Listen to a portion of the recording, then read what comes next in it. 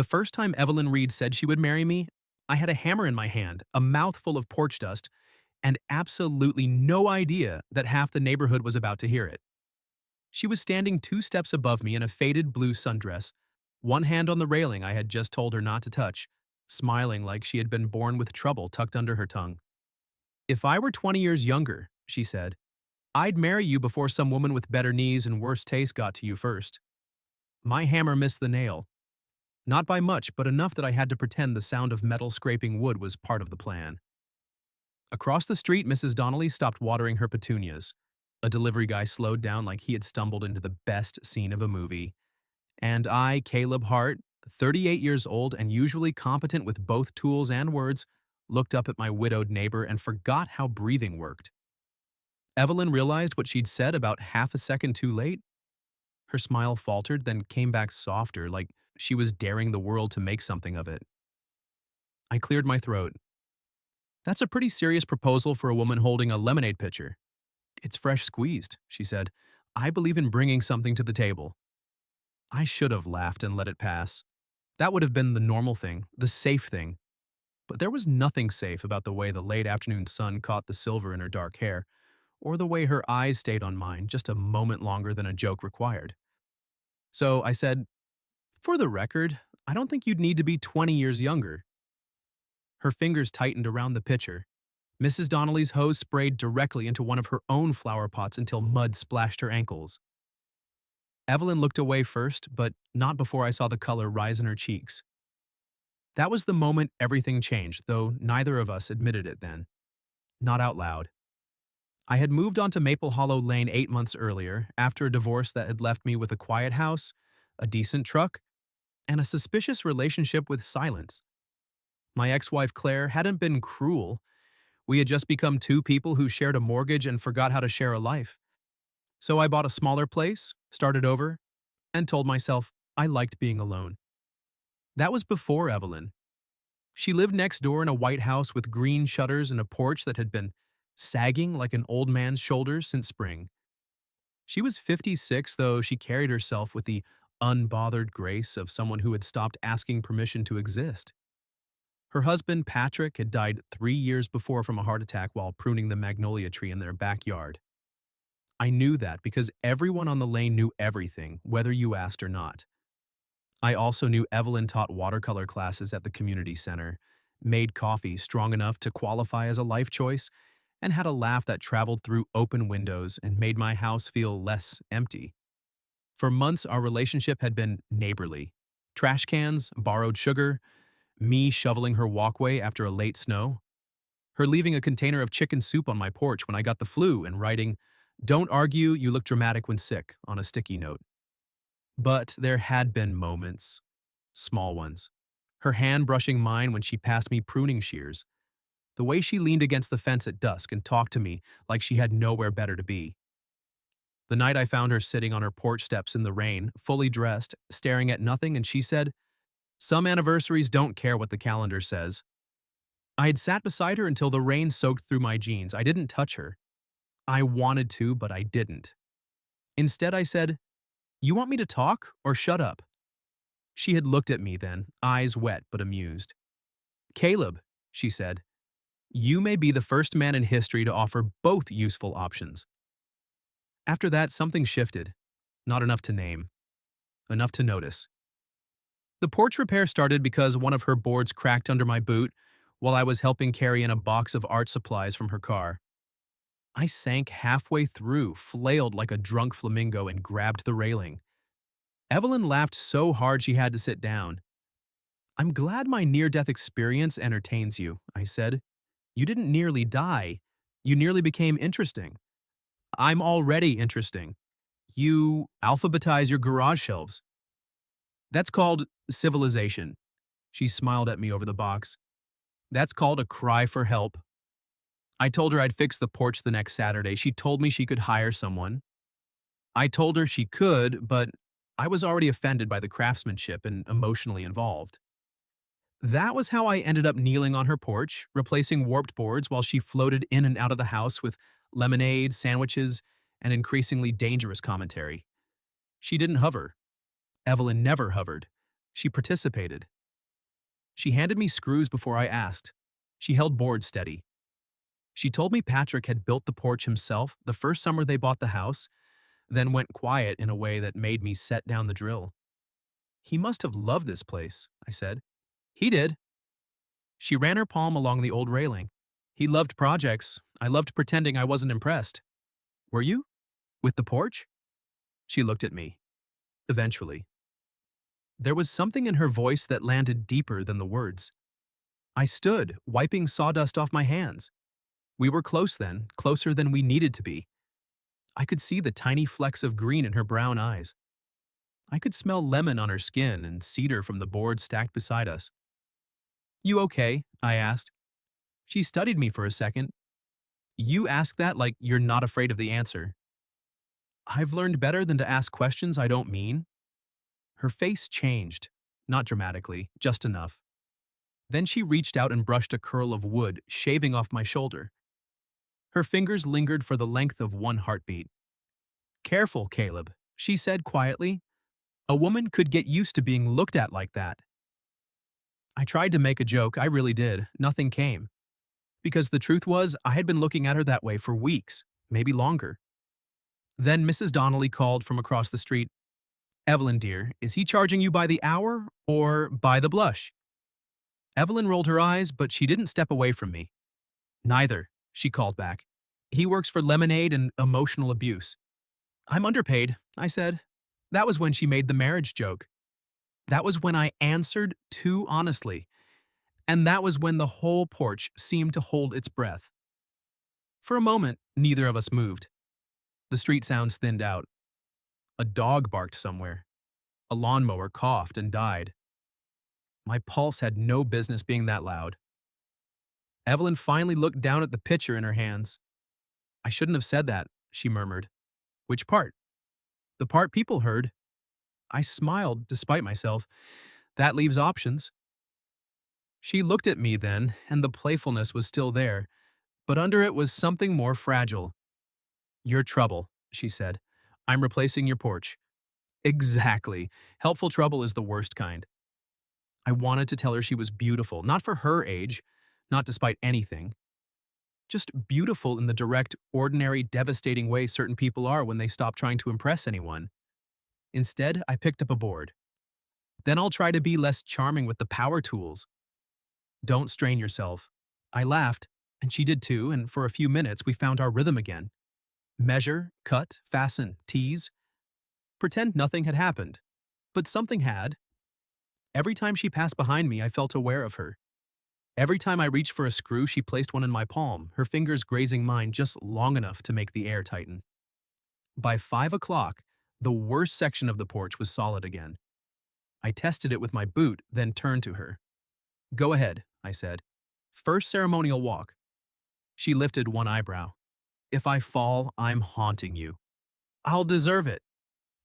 She stepped onto the new boards, slow and theatrical, then bounced once.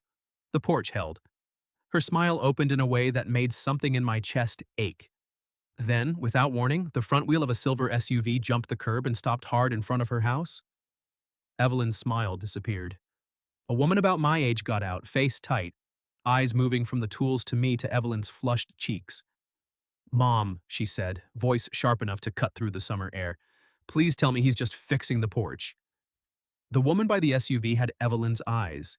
Same shape, same dark brightness, same talent for making a person feel examined from the inside out.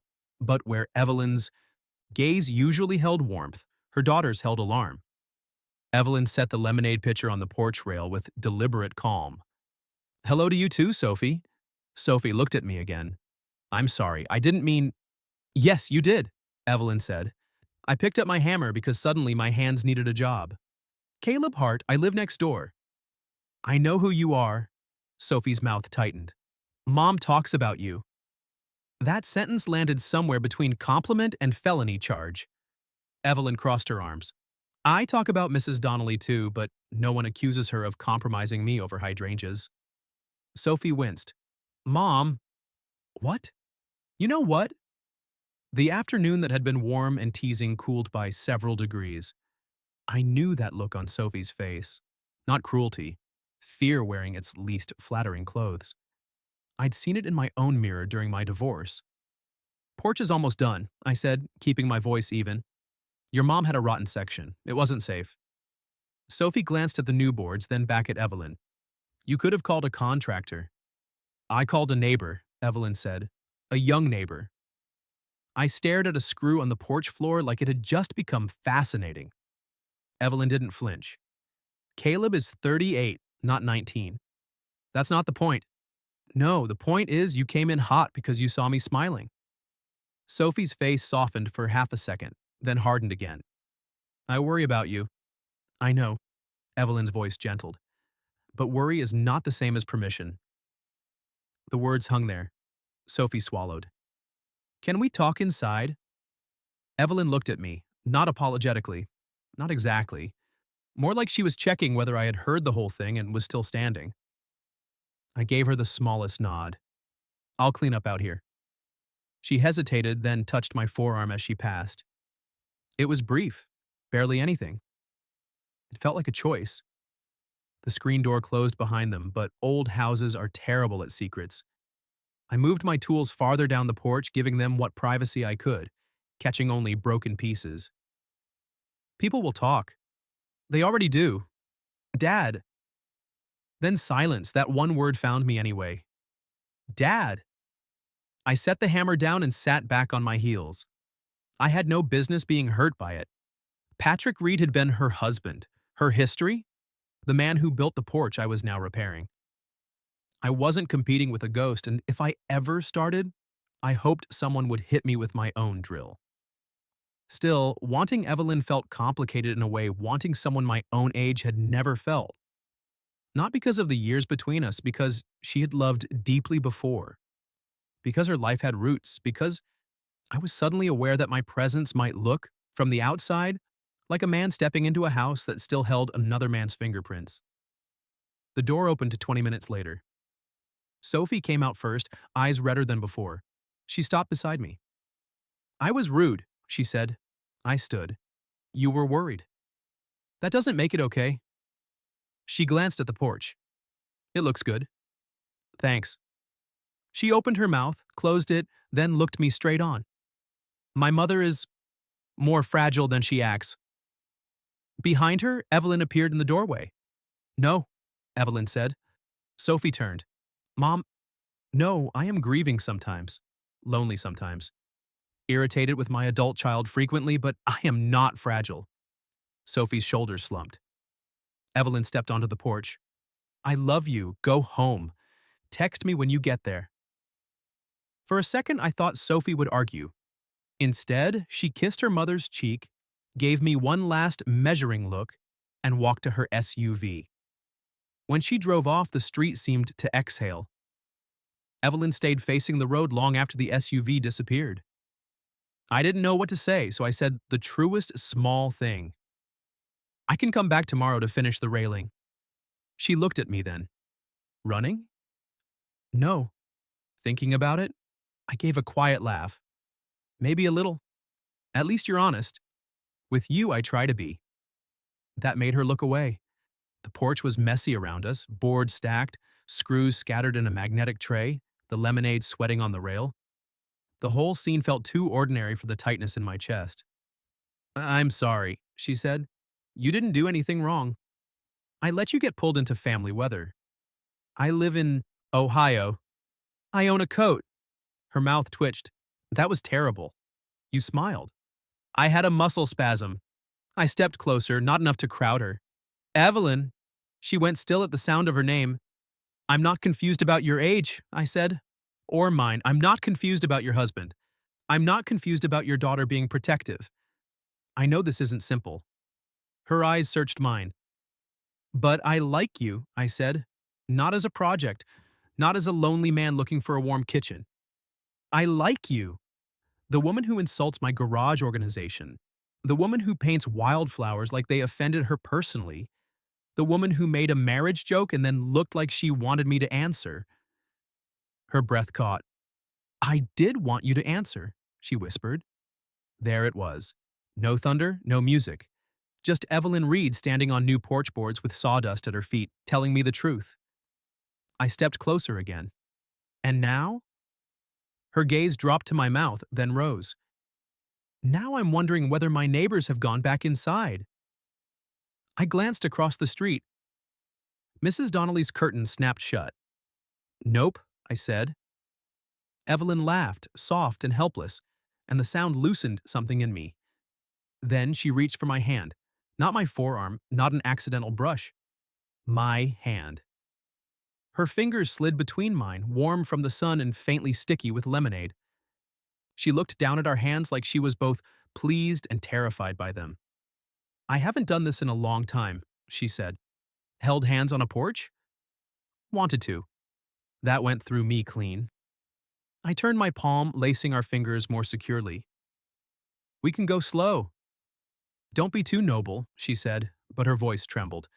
It makes me suspicious. I'm not noble. I'm trying very hard not to kiss you in front of Mrs. Donnelly's surveillance operation. Evelyn's smile turned dangerous again. Maybe just stand closer then. For research. For research, I agreed. I moved until our shoulders nearly touched. She tilted toward me, and for one quiet minute, we stood there looking out at Maple Hollow Lane like it was some grand view instead of parked cars and lawn ornaments. Her thumb moved over mine, small, devastating. Caleb, she said. Yeah? If we do this, people will have opinions. People have opinions about mailbox colors. My daughter may struggle. I understand. I may struggle, she admitted. Some days I feel 40. Some days I feel 80. Some days I miss Patrick so badly I can't remember what wanting anything else is supposed to feel like. I squeezed her hand. Then on those days, we don't pretend. You tell me. And if you get tired of complicated? I spent 12 years in a marriage that died because we both kept choosing easy silence. I looked at her. I'd rather choose complicated truth. Her eyes shone. Then she rose onto her toes and kissed my cheek. It was gentle, almost formal, but her lips lingered at the corner of my mouth close enough to make my entire body forget the rules. When she eased back, her cheeks were pink. There, she said. Now Mrs. Donnelly can report something accurate. I laughed under my breath. That was mercifully scandalous. Don't get cocky, it was a deposit. A deposit? On a proper kiss, she said, still holding my hand. When I decide you've earned it. I grinned. What's the payment plan?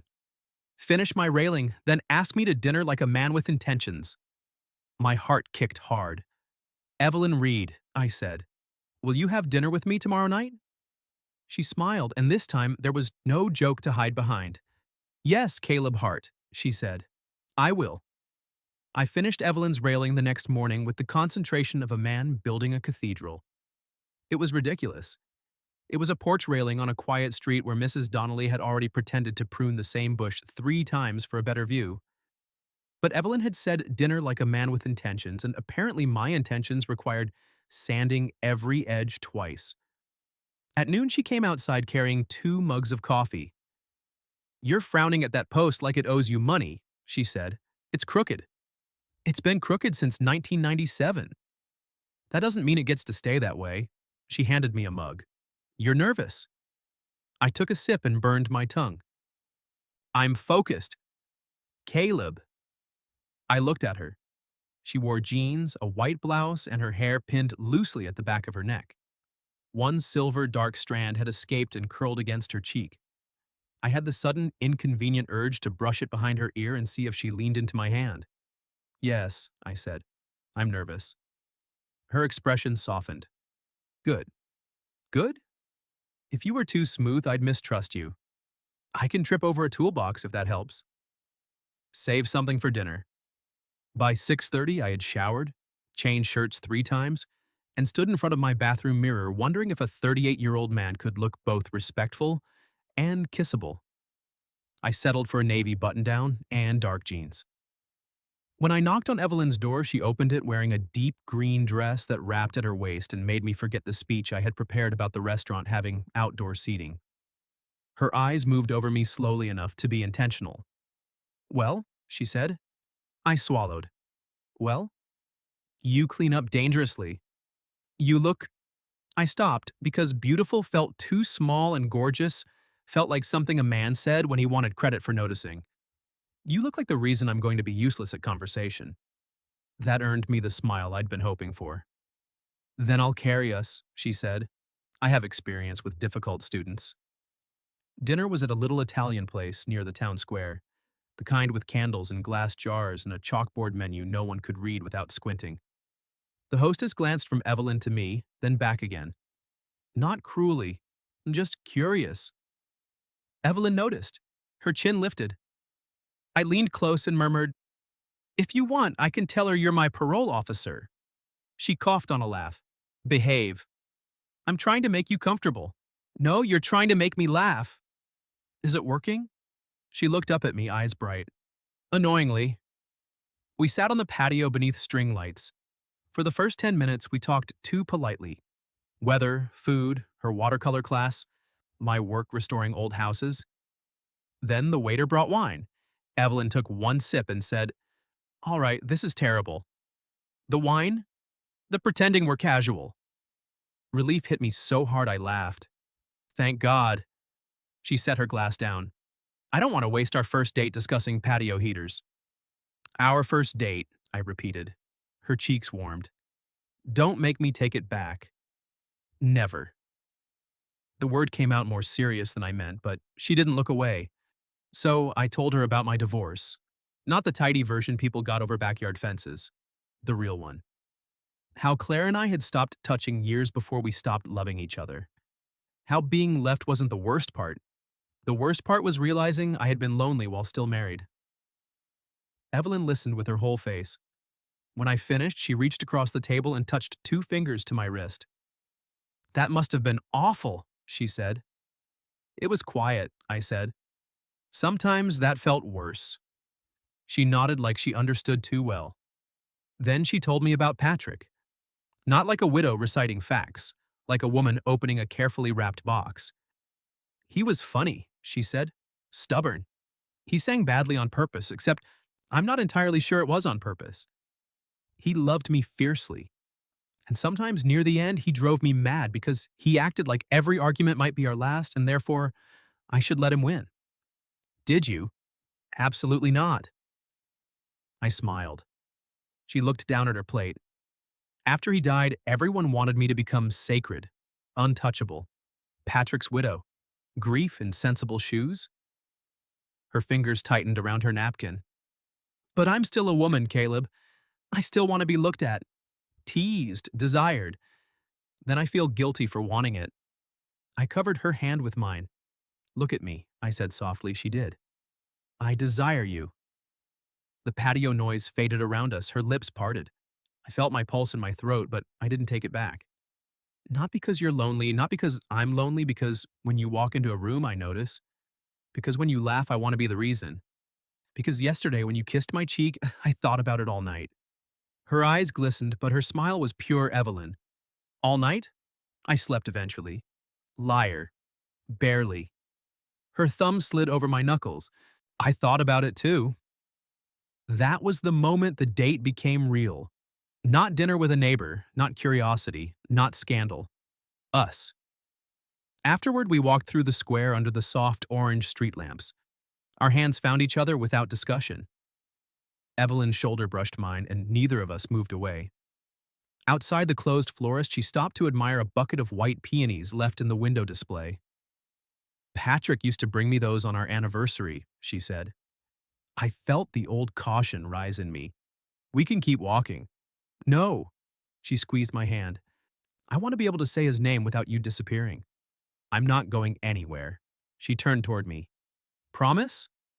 It was too soon for forever, too early for declarations that belonged in movies. So I gave her the promise I could keep. "I won't make you feel like your past is competition." Her face softened so completely it almost hurt to see. Then she stepped closer. "Caleb." I knew that tone now. It moved through me like hate. "Yes?" "I think you've earned your deposit refund." I smiled. "Is that what we're calling it?" She placed one hand on my chest, right over my heart. "If you make a joke, I may reconsider." I shut up. Her fingers curled lightly in my shirt, and I bent my head slowly, giving her every chance to change her mind. She didn't. Our first kiss was soft, careful, and lasted about 3 seconds before careful went out of fashion. Evelyn made a small sound against my mouth, surprised or pleased or both, and I felt it everywhere. I slid my hand to her waist, not pulling, just holding. She came closer anyway. The years between us, the neighbors, Sophie's worry, Patrick's ghost, my failed marriage, all of it fell back for one impossible minute. There was only Evelyn's mouth warm under mine and her hand pressed to my chest like she wanted proof I was real. When we broke apart, she laughed breathlessly. "Oh," she said. I rested my forehead near hers. "Good oh or bad oh?" "Caleb, I am 56 years old. I know a good oh." I laughed helplessly, and she kissed me again, quicker this time, smiling against my mouth. By the time I drove her home, we were quieter but not awkward. I walked her to the porch I had repaired, and she stood on the top step, putting us almost eye to eye. "Thank you for dinner," she said. "Thank you for saying yes." She traced one finger along the new railing. "You did good work." "I had motivation." "Me?" "Dinner." She narrowed her eyes. I grinned. "Yes, you." She touched my cheek, her palm warm from the evening. "I don't know exactly what we're doing." "Neither do I." "That should scare me." "Does it?" "Yes." Her thumb brushed the corner of my mouth. "But not enough to stop." I turned my face and kissed her palm. Her breath caught, and the sound nearly undid me. From inside her house, her phone started ringing. Once, twice. She glanced toward the door but didn't move. "You should get that," I said. "I should." Neither of us moved. The phone stopped, then immediately started again. Evelyn sighed. "That will be Sophie." "I'll say goodnight." She caught my hand before I could step back. "Not like you're retreating." So I kissed her on the porch, slow and unmistakable because she asked without asking, and because I wanted her to know I was choosing her in the open. When I finally left, she was smiling. The next morning, I found a note tucked under my windshield wiper. Not from Evelyn. A single line written in block letters. "Be careful with her." I stared at the note longer than it deserved. Be careful with her. No signature, no threat exactly, just 5 words tucked under a wiper blade by someone who had watched me leave Evelyn's porch smiling like a fool. My first instinct was irritation. My second was to walk next door and show her. My third, and the only one worth trusting, was to make coffee first so I didn't arrive sounding like a man ready to fight a mailbox. Evelyn answered her door in bare feet, loose linen pants, and a gray sweater that slipped off one shoulder. Her hair was down. Her face was sleepy. It was unfair, honestly. "Caleb," she said, voice soft with surprise. "It's early." "I know, sorry." Her eyes sharpened. "What happened?" I handed her the note. She read it once, then again. Her mouth pressed into a flat line. "Sophie?" I asked. "No." She didn't sound uncertain. "Sophie would use punctuation." Despite myself, I laughed.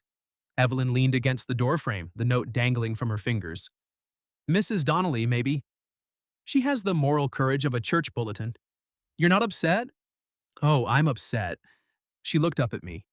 "But not because someone warned you. I'm upset because for half a second I wondered whether this would make you step back." The honesty in that hit harder than the note. I moved closer, stopping just outside the threshold. "Do you want me to?" "No." No hesitation. One small word, steady as a hand on my chest. I exhaled. "Good, because I don't want to." Her expression changed, worry giving way to something warmer. "You came over to tell me that?" "I came over to show you the note, but yes, mostly that." She opened the door wider. "Then come in before the neighborhood committee holds an emergency meeting." Her kitchen smelled like coffee and cinnamon. A half-finished watercolor sat on the table. Loose blue shadows, yellow light, the suggestion of a porch. "Our porch?" I asked. "My porch," she said, pouring coffee. "Don't get possessive after one date and several kisses." "Several?" I counted. "How many?" She handed me a mug. A lady never reveals data that can be used against her. We sat at her small kitchen table, knees close beneath it. Close enough that every time she shifted, I felt the brush of her leg against mine. That tiny contact did more to calm me than any explanation could have. I don't want you shielded from gossip, I said. I want to stand beside you through it, but I need to know if I'm making your life harder. Evelyn wrapped both hands around her mug. You are. My chest tightened. Then she reached over and touched my wrist. But not in a bad way, she said. You're making me visible again. That is harder than being invisible. It's also better. I turned my hand over, palm up. She placed hers in it. I spent 3 years being treated like something finished, she said quietly. A closed book. A woman with all the important chapters behind her. And then you moved in next door with your organized garage and your terrible jokes. And I started wanting future tense. Future tense? 2 words and I was gone. I lifted her hand and kissed her knuckles. I want that with you. Her lashes lowered. Say it plainly. My heart kicked. I want more dates, more coffee, more kissing on your porch where everyone can see. I want to learn how you take your eggs and what music you play when you paint. I want to be the man you call when the sink leaks, and also the man you call when nothing is wrong, and you just want someone there. Her eyes shone. That plain enough? I asked. No, she whispered, but it's a good start. She leaned across the corner of the table and kissed me. It began tender, the kind of kiss that says thank you. Then her fingers slid into my hair, and the thank you became something with heat in it. I stood, drawing her up with me, and she came willingly, smiling against my mouth as if she liked discovering what she could do to me. My hands settled at her waist, hers flattened on my chest. The kitchen clock ticked loudly. Somewhere outside a car passed. The world continued, rude and irrelevant. When she pulled back, her cheeks were flushed. I have a watercolor class in 40 minutes, she said. I can leave. I didn't say that. I grinned. You're going to be late. I'm the teacher. So they can wait 5 minutes while I make a poor decision. She kissed me again, quick and bright and devastating, then stepped away before I could forget every boundary I'd ever respected. Tonight, she said, slightly breathless. Come to the community center. My students are doing their little exhibit. Nothing fancy. You want me there? I want to stop hiding before I start. I went. I wore the same navy shirt because it had apparently performed well, and I brought flowers because I was not an idiot. Not peonies. I wasn't ready to step into Patrick's tradition, but sunflowers, bold and ridiculous in brown paper. Evelyn saw me from across the community center room. Her smile lit first in her eyes, then everywhere. A few heads turned. Sophie was one of them. She stood near the high refreshment table, arms folded, looking like she had spent the afternoon arguing with herself and lost. Evelyn crossed the room to me before I could decide whether to wave. You came, she said. I was invited by a beautiful artist. Her gaze dropped to the flowers. For me? No, for Mrs. Donnelly. I'm courting surveillance. Evelyn laughed and took them, pressing her face briefly to the petals. They're perfect. Then, in front of her students, her daughter, and 2 women pretending not to stare over plastic cups of punch, she rose on her toes and kissed my cheek. Not my mouth. Still, the room noticed. So did Sophie. For an hour, Evelyn showed me paintings and introduced me as Caleb, my neighbor, the first 3 times. On the 4th, she paused. Then she said, Caleb, my date. I felt it like a hand around my heart. The woman she'd introduced me to, a retired nurse with purple glasses, beamed. Well, that's much more interesting than neighbor. It is, Evelyn said, and her fingers found mine. Sophie waited until Evelyn stepped away to speak with a student before approaching me. The note wasn't from me, she said. I know. Mom told you? She said you'd use punctuation. Despite herself, Sophie smiled. It faded fast. I'm trying, she said. I don't love this, but I'm trying. That matters. She looked toward her mother, who was laughing beside a wall of landscapes. I forgot she could look like that. Like what? Like the world still surprises her. I didn't answer. My throat felt tight. Sophie glanced back at me. If you hurt her, I'll hate you. That seems fair. But if you make her happy, her voice softened. I might learn to be grateful. Before I could respond, Evelyn returned. Are we negotiating custody? She asked. Just issuing standard daughter warnings, Sophie said. Evelyn slipped her arm through mine. He's been warned by anonymous note already. At this rate, he'll need a helmet. Sophie blinked. Anonymous note? Evelyn's expression went still. I looked between them. You didn't tell her? I was going to. Sophie's eyes sharpened. Mom, what note? For 1 second, the room tilted toward tension. Then Evelyn tightened her hold on my arm and looked at me, not her daughter. Later, she said. Tonight, I'm at an art exhibit with my date. My date. She chose the word deliberately, chose me deliberately. I covered her hand with mine. And your date wants to see the painting with the yellow porch again? Her smile returned, grateful and a little shaky. We walked away together, her shoulder pressed to my arm, and behind us the questions waited. But for that moment, Evelyn leaned into me in a room full of people, and I understood something simple. We were not hiding anymore. The note turned out to be from Mrs. Donnelly. We found out because Sophie, who did believe in punctuation and confrontation, marched across the street the next morning and asked her. By lunchtime, Mrs. Donnelly appeared on Evelyn's porch holding a lemon loaf and wearing the expression of a woman prepared to be both guilty and offended. I was only trying to protect her, she said. Evelyn stood beside me, arms folded. By leaving anonymous notes on Caleb's truck? Mrs. Donnelly's chin trembled. Patrick was my friend. The porch went quiet. Evelyn's posture softened, but she didn't move away from me. He was mine too, she said. I know. Mrs. Donnelly looked down at the loaf. I watched you after he passed. You were so broken. Then I saw you smiling at him, and I thought... She glanced at me. I thought it was too soon. It's been 3 years, Evelyn said gently. I know. And even if it had been 3 months, that would be mine to decide. Mrs. Donnelly nodded, tears gathering in her eyes. You're right. I didn't say anything. This wasn't my apology to accept. Evelyn took the lemon loaf from her. Then, because she was Evelyn, she sighed and said, This does not mean you're forgiven. It means your baking has been taken into custody. Mrs. Donnelly laughed wetly. Sophie, standing at the bottom of the steps, muttered, That's fair. After Mrs. Donnelly left, Sophie lingered. She looked at her mother, then at me. I'm sorry too, she said, for assuming the worst. Evelyn reached for her daughter's hand. You loved your father. I still do. So do I. Evelyn's voice wavered, but her grip on my hand remained firm. Loving Caleb doesn't erase that. My heart stopped.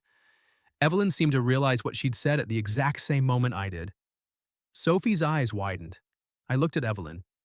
Loving? Her cheeks went pink, but she lifted her chin. Don't make me repeat myself in front of my child and the lemon loaf. Sophie made a sound somewhere between a laugh and a sob. Then she hugged her mother hard. When she pulled away, she wiped her eyes and pointed at me. I still reserve the right to be difficult. I'd be disappointed if you weren't, I said. She left us alone on the porch. For a few seconds, Evelyn and I just stood there, hand in hand, surrounded by morning light and the smell of lemon.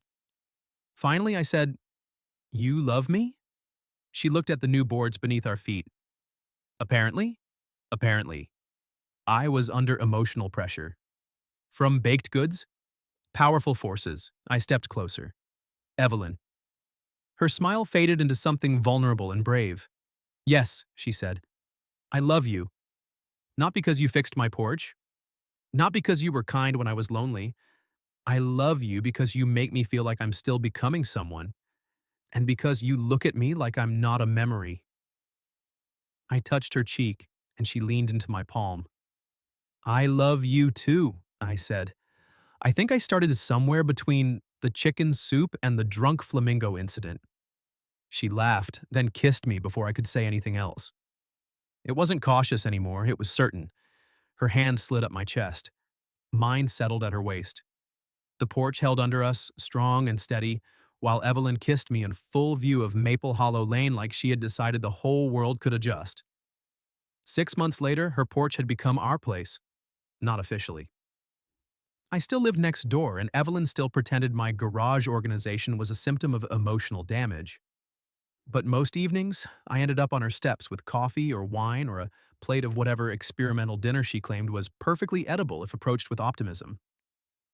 Sophie came around every Sunday. At first, she watched me like a judge at a parole hearing.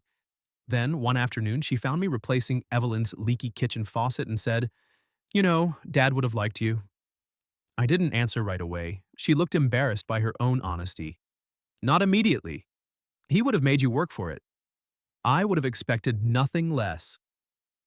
That night, I told Evelyn what Sophie had said. She cried quietly against my shoulder, not because she was sad exactly, but because life had opened a door she thought was sealed shut. I held her until she lifted her head and said, "If you tell anyone I'm sentimental, I'll deny it. Your secret is safe. You're smiling. I love you when you threaten me. You love me always." I kissed her forehead. Yes. By the following spring, the magnolia tree Patrick had died beneath bloomed so heavily it looked covered in pale pink lanterns. Evelyn stood under it one Saturday morning with paint on her wrist and sunlight in her hair. I was supposed to be helping hang shelves in her studio, but mostly I was watching her. She caught me. "You're staring again," she said. "I'm gathering reference material." "For what?" "For the rest of my life." Her brush went still. I had planned something better: dinner, candles, maybe music. Something worthy of her. Instead, I reached into my pocket right there beneath the magnolia tree, with sawdust on my jeans and my heart trying to climb out of my chest. Evelyn stared at the small velvet box in my hand.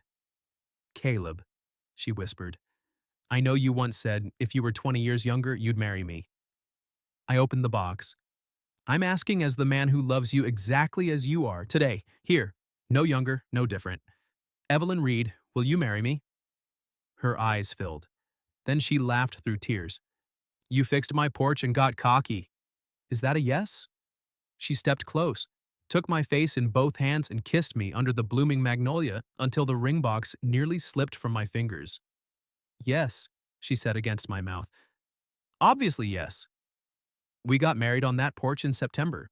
Small ceremony, sunflowers and peonies.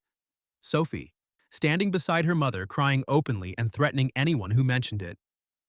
Mrs. Donnelly brought 3 lemon loaves and behaved herself with heroic effort.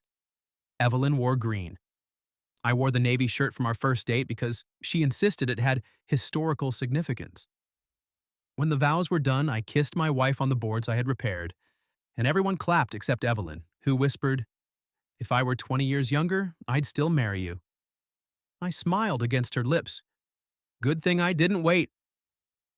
That evening, after the guests left and the porch lights came on, we danced barefoot on the steps while the neighborhood settled into dusk around us. Her silver dark hair brushed my jaw. Her hand rested over my heart. Beneath us, the porch stood solid and sure, and for the first time in years, neither of us felt like we were starting over alone. What would you have done if your widowed neighbor joked, "If I were 20 years younger, I'd marry you," and you realized you didn't want her to be younger at all? Have you ever experienced something similar? Finding love where everyone else only saw complications? Tell me your story in the comments. If you like this one, leave a like, subscribe, and I'll see you in the next video.